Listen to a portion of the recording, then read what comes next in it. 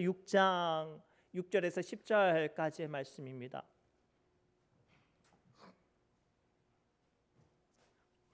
여호수아서 6장 6절에서 10절까지의 말씀을 우리 한 절씩 교독합니다. 제가 가지고 있는 구약 성경 326페이지에 있습니다. 여호수아서 6장 6절에서 10절까지의 말씀입니다. 영상으로 함께 예배하시는 분들은 화면에 뜬 글씨를 보고 함께 읽어주시면 감사하겠습니다. 6절부터 10절까지 교독합니다. 제가 먼저 읽습니다. 눈의 아들 여호수아가 제사장들을 불러 그들에게 이르되 너희는 언약궤를 메고 제사장 7은 양각 나팔 7을 잡고 여호와의 궤 앞에서 나아가라 하고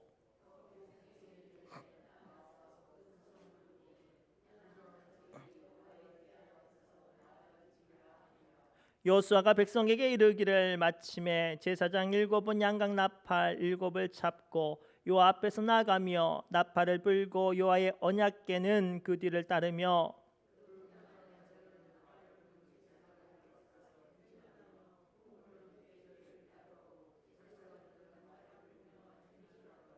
여호수아가 백성에게 명령하여 이르되 너희는 외치지 말며 너희 음성을 들리게 하지 말며 너희 입에서 아무 말도 내지 말라. 그리하다가 내가 너희에게 명령하여 외치라 하는 날에 외칠지니라 하고 아멘. 잠깐 제가 기도합니다. 하나님, 이 시간 부족한 종 주의 말씀을 붙잡고 단위에 섭니다. 두렵고 떨리는 마음으로 하나님 귀한 사명 맡겨주신 사명 감당하오니 이 시간 선포되는 말씀을 통하여 부족한 종은 감추사 성령의 능력의 말씀이 살아 역사하게 해주시고 이 시간 예배하는 이들의 마음과 심령을 살아나게 해주시고 함께할 수 없어서 영상으로 예배하는 이들에게도 동일하게 성령님 강림하사 찾아가사 하나님의 음성이 들려지게 하여 주옵소서. 선포된 말씀 가운데 주님께서 함께해 주시고 믿사오며 예수님의 이름으로 간절히 기도드리옵나이다. 아멘. 우리 옆 사람이 이렇게 축복할까요? 침묵할 때 은혜가 임합니다. 라고 축복합시다. 침묵할 때 은혜가 임합니다. 침묵할 때 은혜가 임합니다. 세상 사람들은요 침묵이 금이라고 합니다. 그러나 우리 믿음의 사람들은요 그와 다른 표현을 써야 되죠. 침묵할 때 하나님의 은혜가 임해요. 나만 혼자 많이 이야기할 때는 은혜가 임하지 않지만 주님의 음성이 침묵하고 주님의 음성이 들려질 때 은혜가 임하는 줄 믿습니다. 오늘 말씀의 제목은 지금은 침묵할 때입니다 라는 말씀으로 함께 은혜를 나누려고 해요. 오늘 본문의 말씀은 우리가 너무나도 잘 아는 이야기예요. 마침내 40년 동안 광야를 방황하고 배회하던 이스라엘 백성들이 마침내 그토록 그리던 가나안 땅에 들어갑니다. 그런데 가나안 땅에 들어가면 모든 일들이 일사천리로 쉽게 해결될 줄 알았는데 사람의 힘으로 무너뜨릴 수 없는 엄청난 크기를 자랑하는 여리고 성들이 그들의 앞에 가로막습니다. 심지어는요 아주 문은 굳게 잠겨 있어요.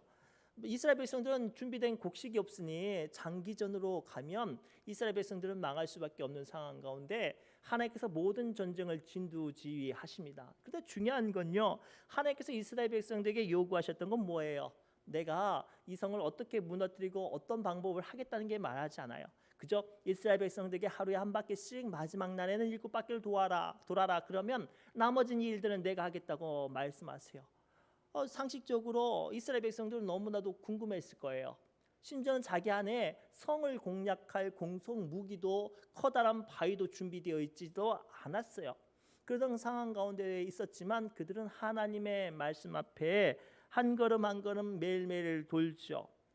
그런데요 재밌는 건 하나님께서 10절 말씀을 통해서 분명히 그 이야기 가운데 중요한 것들을 주지시켜 주십니다. 함께 읽겠습니다. 시작. 여호수아가 백성에게 명령하여 이르되 너희는 외치지 말며 너희 음성을 들리게 하지 말며 너희 입에 아무 말도 내지 말라. 아멘. 오늘 말씀을 통해서 하나님께서 여호수아에게 뭐라고 말씀하시냐면 그런데 그냥 돌기만 하지 말고 딱 한 가지를 지켜라. 그게 뭔가? 침묵하라는 거예요. 그냥 침묵하라고 한 번 말하지 않고 무려 3번이나 강조하실 정도로 오늘 주님은 이스라엘 백성들에게 침묵하게 하시죠. 그리고 그 답답한 시간, 그 침묵의 시간을 통해 하나님께서는 사람의 힘으로 무너뜨릴 수 없는 여리고성, 이스라엘 백성들이 해결할 수 없는 문제를 해결해 주신 줄 믿습니다. 오늘 말씀 통해 우리는 주님의 사인을 붙잡습니다. 우리는 살아가다 보면 나의 힘으로 나의 방법으로 해결할 수 없는 여리고성 같은 문제를 만나죠. 저마다 아파하고 기도하고 발버둥 쳐도 그 문제가 해결되어지지 않아서 오늘 우리는 이 문제를 주님께 갖고 나왔어요. 근데 오늘 주님께서 우리에게 뭐라고 말씀하세요? 침묵하래요. 침묵할 때 하나님께서 그 문제를 해결해 주신다고 말씀하십니다. 오늘 말씀을 통해 왜 우리가 하나님 앞에 침묵해야 되고 그로 말미암아 하나님께서 주신 은혜가 무엇인지를 함께 발견하고 은혜를 나누는 시간 되기를 소망합니다. 첫째가 이거예요. 우리의 힘으로 할 수 없는 순간을 만나면 그때는 하나님이 일하시는 순간이니 침묵하라고 말씀하세요. 우리 6절부터 7절 말씀 함께 읽겠습니다. 시작. 그들에게 이르되 너희는 언약궤를 메고 제사장 7은 양각 나팔을 잡고 여호와의 궤 앞에서 나아가라 하고 또 백성에게 이르되 나아가서 그 성을 돌되 무장한 자들이 여호와 궤 앞에서 나아갈지니라 하니라. 아멘.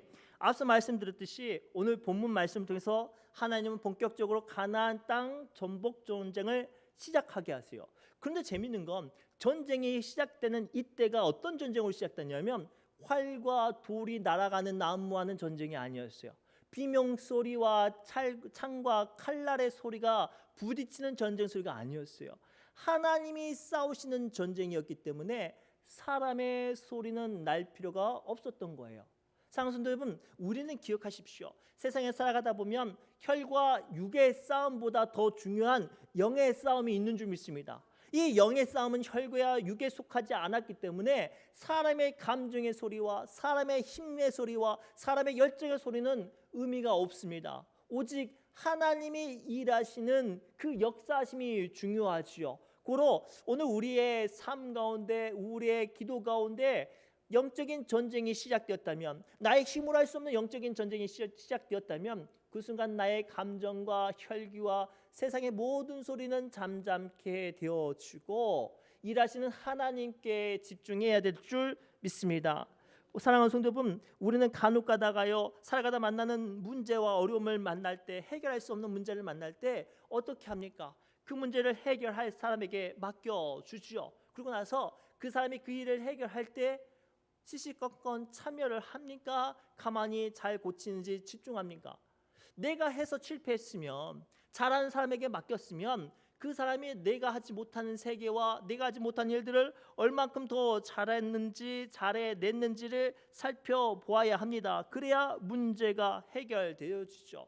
기억하십시오. 오늘 우리는 하나님 앞에 침묵해야 되는 이유가 이 문제는 내 힘으로 발버둥쳐서 안 되었기 때문에 주님께 맡겼어요. 그러면 더 이상 내가 소리 낼 필요가 없어요. 하나님께서 어떻게 그 문제를 해결하시는지를 침묵하며 바라보는 것이 중요한 줄 믿습니다. 실제로 이와 비슷한 사건이 이스라엘 백성들은 한 번 더 경험을 했죠. 출애굽기 14장에 보면요, 하나님의 강권적인 역사하심과 도우심으로 400년 동안 종살이하던 이스라엘 백성들이 하나님의 전적인 은혜로 애굽에서 자유인이 되어서 마치 승리한 사람들처럼 저마다 가지고 싶은 것들 다 약탈해서 승전한 사람들처럼 나옵니다. 그런데요, 이 애굽의 왕 바로가 가만히 생각해 볼수록 화가 나는 거예요. 그래서 무슨 짓을 하냐면 수많은 군대를 조직해서 이스라엘 백성들을 다시 한번 추격해서 잡으려고 출발을 합니다. 그런데 하필이면 그때 이스라엘 백성들이 홍해 바다 앞에 서 있었을 때였거든요. 막 애굽에서 나왔던 터라 나무도 없고 배도 없었던 상황 가운데 저마다 걱정을 하고 있어요. 그런데 저기 멀리서 뭐 먼지 구름 같은 게 나타나더니 수많은 애굽의 군대가 병거와 말을 타고 추격해 옵니다. 싸울 무기도 없고 칼도 없고 장수도 없어요. 그래서 성경에 보니까요, 이스라엘 백성들이 절망하고 부르짖습니다. 저마다 살려달라고 저마다 감정을 토해내면서 시끄럽게 떠들었어요. 그런데 그들이 저마다 시끄럽게 떠들었을 때 한결같이 안타깝게도 그들의 문제는 여전히 그대로 있었어요. 조금도 문제가 해결되지 않았을 때 하나님께서 모세에게 다음과 같이 말씀하세요. 출애굽기 14장 13절부터 14절 말씀입니다. 함께 읽겠습니다. 시작. 모세가 백성에게 이르되 너희는 두려워하지 말고 가만히 서서 여호와께서 오늘 너희를 위하여 행하시는 구원을 보라. 너희가 오늘 본 애굽 사람을 영원히 다시 보지 못하리라. 그리고요 다음에 시작. 여호와께서 너희를 위하여 싸우시리니 너희는 가만히 있을지니라. 아멘. 오늘 우리에게 주시는 첫 번째 말씀이 이거예요. 내 힘으로 할 수 없어서 내려놓았잖아요. 내 힘으로 할 수 없어서 포기했잖아요. 그리고 주님께 나와서 살려달라고 주님께 그 문제를 맡겼으면 중요한 건 주님이 하시도록 침묵하는 거예요. 주님이 일하시도록 주님의 일하심에 집중할 때 나의 막혔던 문제와 내 힘으로 해결할 수 없는 문제를 고치시고 만지시고 역사하시는 하나님의 일하심이 우리 눈에 보일 줄 믿습니다. 그래서 주님 오늘 우리에게 뭐라고 말씀하세요? 가만히 있으라, 침묵하라, 그리고 하나님이 일하신다 말씀하세요. 그리고 오늘 말씀을 붙잡고 오늘 우리는 출애굽기 14장 14절 말씀을 함께 읽겠습니다. 시작. 여호와께서 너희를 위하여 싸우시리니 너희는 가만히 있을지니라. 아멘. 이제 누가 싸우는 거예요? 하나님이 하신대요. 내가 할 수 없어서 하나님께 맡겼으면 하나님이 싸우시면 하나님이 하실 일들을 기대하며 침묵하며 믿음으로 승리하시기를 바랍니다. 둘째로 하나님의 말씀이 언약의 말씀으로 들려지고 그것이 내게 믿음이 되기 위해선 우리는 침묵해야 된다고 성경은 말씀하고 계세요. 우리 9절부터 10절 말씀을 함께 읽겠습니다. 시작.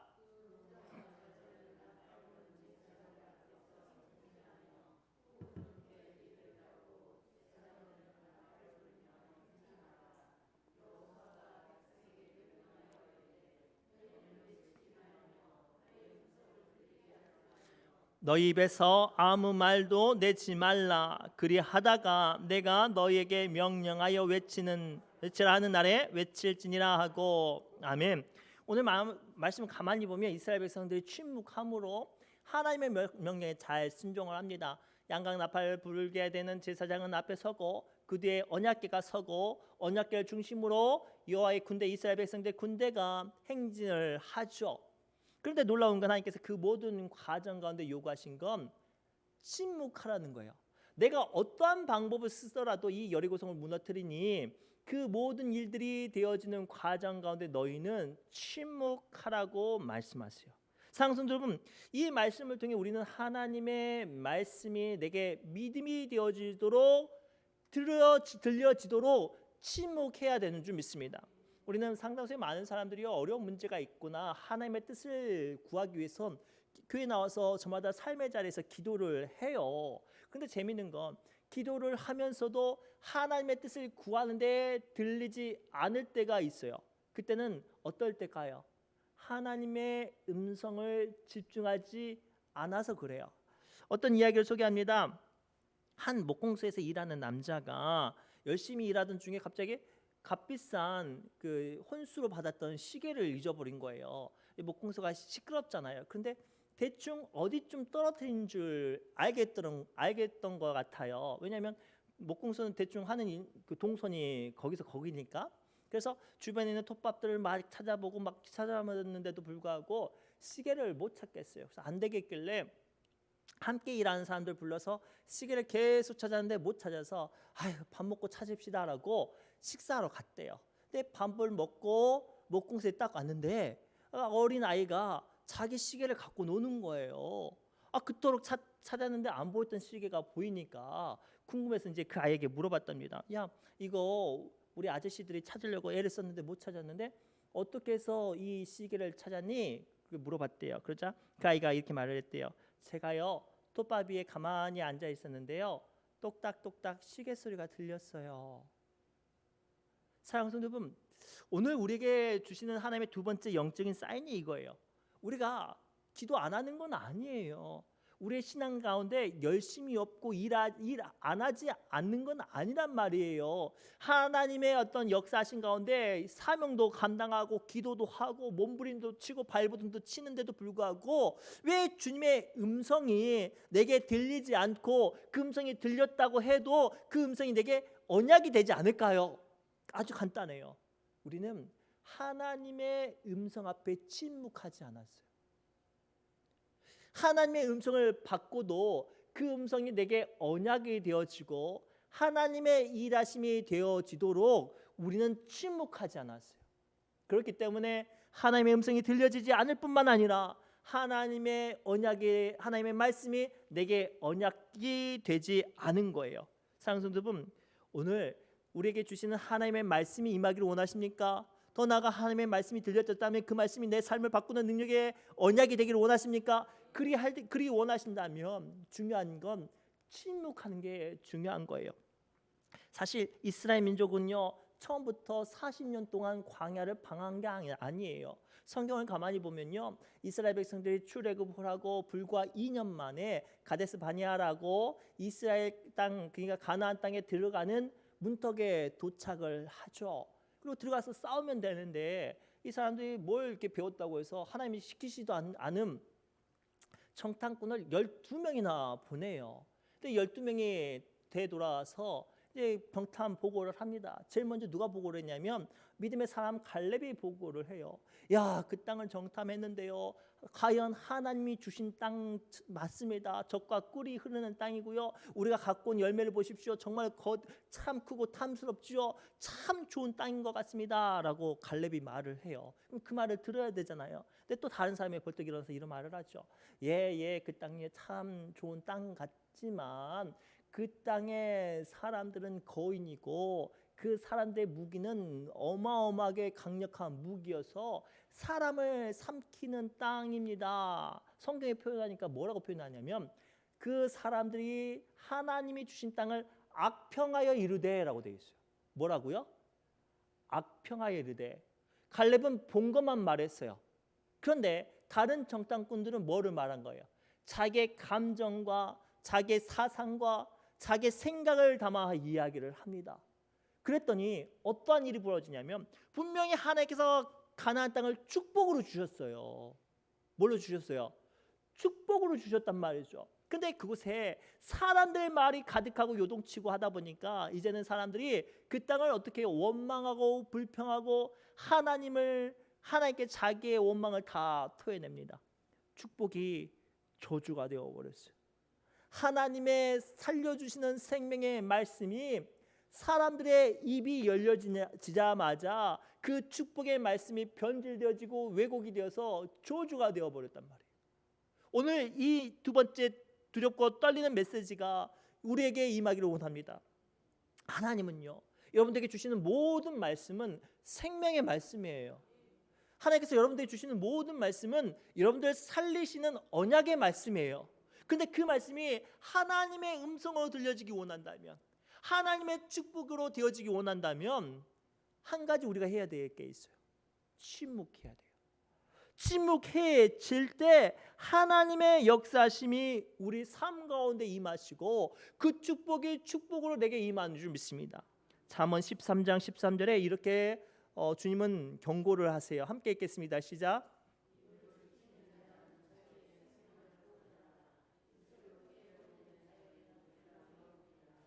아멘. 오늘 잠언 13장 3절 말씀을 잘 경청하시기 바랍니다.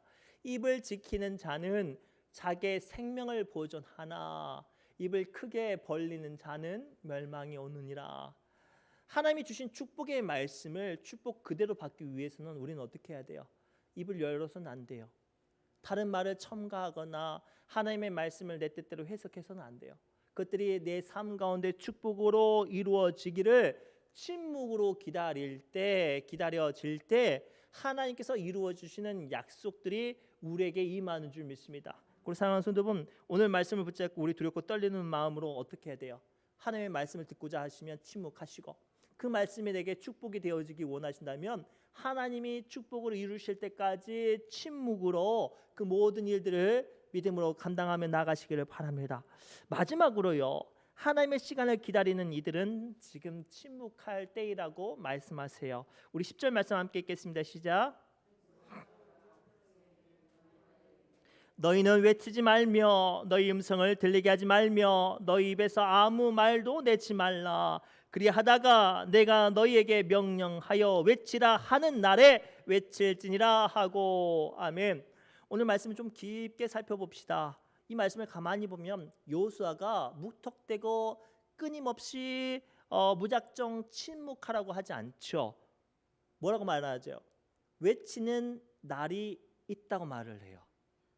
외치는 날이 있으니 지금은 침묵하라라고 말씀하세요. 즉 하나님의 때가 올 때니 그때까지 침묵하라고 우리에게 선언하시죠. 사랑하는 성도 여러분, 오늘 말씀을 통해 우리는 기억해야 돼요. 우리가 침묵할 때 그냥 무작정 침묵하게만 하시지 않아요. 하나님의 때가 올 때 우리로 인하여서 그 침묵을 끝내고 하나님께 영광을 돌리고 하나님께 찬양하고 선포하고 나아갈 때 하나님의 일하심이 이루어지는 줄 믿습니다. 이스라엘 백성들이 7일 동안 침묵하고 얼마나 답답했겠어요. 생각해 보세요. 하루 한 바퀴 돌 때 높이 있는 여리고성 사는 가나안 족속들이 가만히 있겠냐고요. 조롱하고 돌 던지고 어떤 이들은 침을 뱉으며 오물 던지면서 온갖 모욕을 했을 거예요. 그 모든 순간 모든 시간 가운데 이스라엘 백성들은 침묵했어요. 왜죠? 지금은 내가 억울하고 지금은 내가 화가 나고 지금 내가 서럽고 속상해도 언젠간 반드시 하나님의 때가 올 것을 알았기 때문이에요. 오늘 우리에게 주신 이 귀한 믿음의 영적인 비밀이 아주 중요해요. 지금 우리가 이 세상을 살아가면서 내 뜻대로 인생이 풀리지 않고 때로는 하나님 주님이 주신 약속의 때가 언제입니까? 라고 절로 눈물이 나며 절로 스스로 무너질 때에 그때도요 우리는 기억해야 돼요. 반드시 하나님의 때는 옵니다. 그때까지 우리가 침묵한다면 하나님의 놀라우신 일하심으로 말미암아 우리의 침묵이 찬양이 될 줄 믿습니다. 우리의 침묵이 승리의 선포가 될 줄 믿습니다. 우리의 침묵이 하나님께 영광을 돌리는 간증이 되어줄 줄 믿습니다. 그러니 지금 침묵하라고 주님이 말씀하고 계세요. 사랑하는 성도 여러분, 진정으로 하나님께서 나를 위해서 일하심을 믿는다면 주님께서 주신 말씀이 언약의 말씀이 되어지고 그것이 내게 믿음이 되기를 원한다면 지금 침묵해야 돼요. 실제로 이와 같은 사건이 누가복음 1장에 등장을 해요. 누가복음 1장에 누가 등장하냐면 세례요한 아버지 사가랴가 등장을 합니다. 그리고 그의 아내 엘리사벳이 등장하는데요. 사가랴와 엘리사벳은 사가랴는 이제 제사장이었는데 나이가 많았어요. 그런데도 불구하고 나이가 많았는데 불구하고 자식이 없는 거예요. 그러니까 아예 이제 포기하고 사는 거예요. 근데 제사장 집에 자식이 없다는 건 정말로 절망적인 일이었거든요. 그런 가운데 있는데 갑자기 천사가 와서 사가랴에게 말을 하죠. 이스라엘 민족이 그토록 원했던 메시아가 오는데 그 메시아의 길을 예표하는 게 네 아들이 될 거야. 그러니 네 아들을 위해서 거룩하게 너의 삶을 구별하고 반드시 이 말씀이 이루어질 거야 라고 말을 하는데 그러면서 뭐라고 말하냐면 그런데 이 말이 끝나고 너는 하나님께서 너를 침묵하게 하실 거야 라고 말씀하셨어요. 생각해 보세요. 수십 년 동안 기다리던 아이였어요. 그리고 더 나아가 그 아이가 이스라엘 민족이 수천 년 동안 기다렸던 메시아를 예표하는 큰 사명자예요. 얼마나 자랑하고 싶고 얼마나 궁금하고 얼마나 그거에 대한 영적인 이야기를 하고 싶겠어요. 그런데 하나님께서 그 일들이 되어지도록 그것들이 하나님의 언약이 되도록 사가랴의 입을 막으셨어요. 그리고 언제 사가랴가 말하게 됐냐면 기다림 끝에 아들이 태어나고요. 그 아들의 이름을 뭘로 짓지 막 고민하던 중에 요한이라 이름 하니까 비로소 말을 하게 된 거예요. 하나님의 주신 모든 말씀이 이루어지자마자 사가랴가 말을 하게 되고 그리고 가장 첫 번째로 했던 말이 뭐였을까요? 하나님께 영광 돌리는 거였어요. 사랑하는 성도 여러분, 하나님께서 우리의 삶 가운데 말씀하십니다. 하나님께서 오늘 우리의 삶 가운데 역사하시는 줄 믿습니다. 그런데도 불구하고 우리에게 침묵하라 하심은 이 귀한 영적인 세계와 은혜와 감격을 우리에게 누리게 하려 함인 줄 믿습니다. 만약에 여러분들 생일이 있잖아요. 뭐 1년 남으신 분도 계시고 한 2달 남으신 분도 계실 거예요. 근데 그 생일을 앞두고 제가 선물을 지금 줬다고 칩시다. 그러면 생일 선물은 언제 열어봐야 돼요? 내 생일 때 열어봐야 감격과 기쁨이 클 거 아니에요. 그렇죠? 근데 참아야지 하다가 조금만 열어볼까 하고 살짝 뜯어볼까 하다가 딱 뜯어버렸어요. 그때 기쁨과 내가 생일 때 열어봤던 기쁨의 차이가 많이 날까요? 조금 날까요? 많이 나요. 오늘 말씀 통해 우리는 잘 들으세요. 하나님께서 분명히 우리에게 말씀하시고 그 모든 과정 가운데 침묵하라 하시고 인내하라 하시고 기다려야 하신 이유는 뭐냐면 하나님의 때가 이루어졌을 때 내가 기다렸던 것이 믿음이 되게 하시고 내가 침묵하게 한 것들이 하나님의 일하시는 영광이 되게 하신 거예요. 내가 침묵하지 못하게 되면 하나님이 주신 말씀이 믿음이 되지 않아요. 하나님이 주신 말씀과 이끄신 가운데 내가 침묵하지 않게 되면 하나님이 받으실 영광을 내가 가로채는 사람이 돼요. 고로 이 시간 하나님의 말씀이 임했고 그 말씀이 되어지기를 소망한다면 침묵하십시오. 가끔 기도하다가 그런 이제 사인을 받을 때가 있어요. 하나님께서 이분을 강력하게 치유해 주시고 어떤 기도의 응답을 주신다고 말씀을 하실 때가 있어요. 그러면 제가 이제 어지간하면 그 이야기를 안 해드려요. 왜냐하면 그 이야기를 해드리면 상당수의 많은 분들이 그것을 믿음으로 이루어질 때까지 기다리지 않고 조금만 아프거나 조금만 풀리지 않으면 에이 뭐야 목사님 말하는 거 다 뻥이네 라고 말을 하면서 선포된 약속을 거짓으로 만들어버려요. 사탄의 공략 방법이 이거예요. 하나님이 분명한 은혜를 주시고 축복을 주시고 지금도 우리를 위해서 일하시는데 우리가 참지 못하고 그때를 말하게 되면 하나님의 영광을 가르칠 뿐만 아니라 주님의 일하심을 어긋나게 해서 그 축복이 저주가 되어지고 그로 말미암아 내가 받을 축복이 망가질 뿐만 아니라 내 생명도 잃어버리게 돼요. 예전에 한 목사님의 설교 중에 제가 은혜를 받았던 예화가 있어요. 저기 유럽 쪽에 티우라스라는 큰 산이 있대요. 근데 이 산에는 아주 큰 독수리가 많이 사는 서식지로 유명을 하다고 합니다. 근데 이 독수리가 가장 좋아하는 짐승이 뭐냐면 두루미래요. 두루미. 근데 이 두루미가 철새잖아요. 그래서 산을 넘어가요. 근데 이렇게 철새들이 혹시 날아가는 걸 본 적 있나요? 철새들은 날아가면요. 앞에 있는 철새가 뒤에 있는 철새에게 날개짓에 힘을 내게 하려고 앞뒤가 꽥꽥꽥꽥 주고받으면서 날아가요. 그런데 재밌는 건 이 타우루스라는 산을 넘어갈 때 아주 경험이 많은 두루미들은 이 산을 넘어가기 전에 입에 자그마한 돌을 물고 넘어간대요. 왜냐하면 그 돌을 물고 넘어가면 소리 낼 수 없어서. 근데 가끔 젊은 새들은 참지 못하고 입이 간질간질 거려서 이 돌을 물고 가다가도 어떻게 해요? 힘들고 참지 못하고 궁금하니까 꽥꽥 소리 내다가 어떻게 해요? 다 독수리한테 잡혀 먹었대요. 오늘 우리에게 주시는 영적인 사인이 이거예요. 앞서 제가 제일 서두에 말씀드렸던 것처럼 하나님은요 우리 믿음의 모든 사람에게 말씀하세요. 응답하세요. 일하고 계십니다. 중요한 건 그 주신 말씀이 내게 언약이 되어지고 그 말씀이 내게 믿음이 되어지고 내게 축복이 되어지는 이 시간 가운데 뭐를 해야 돼요? 침묵해야 돼요. 하나님보다 우리는 자꾸만 앞서가려고 해요. 자꾸만 하나님이 하시는 일들을 동네방네 떠벌리고 내가 먼저 다 이 자랑을 하려고 해요. 그러면 하나님께서 뭐라고 말씀하실까요? 내가 받을 영광은 다 받았다고 거기서 끝내버리셔요. 사랑하는 성도분, 축복이 되기 위해서 말씀이 언약이 되기 위해서 하나님의 일하심이 내게 온전히 임하기 위해서 오늘 주님께서 기다림으로 침묵하라고 말씀하십니다. 반드시 기억하십시오. 이 침묵의 때는 하나님의 때가 임함으로 끝납니다. 그때를 믿음으로 기다리며 승리하시기를 주님의 이름으로 축복합니다. 기도합니다. 하나님, 오늘 주신 말씀을 붙잡고 우리의 저마다 연약하고 간절한 소망들을 주님께 내려놓습니다. 지금은 답답하고 안달내며 하나님 우리의 마음과 삶이 몹시 힘들고 어려울지라도 주님이 주신 말씀을 붙잡고 주여 주님의 때를 기다리며 침묵하게 하여 주옵소서. 지금은 눈물을 흘릴지라도, 지금은 말할 수 없는 아픔과 고통 가운데 탄식할지라도 하나님의 때가 임하면 반드시 이루어질 줄 믿사오니 주여 침묵으로 주의 때를 기다리게 하여 주옵소서. 모든 말씀 예수님의 이름으로 간절히 기도드리옵나이다. 아멘. 주님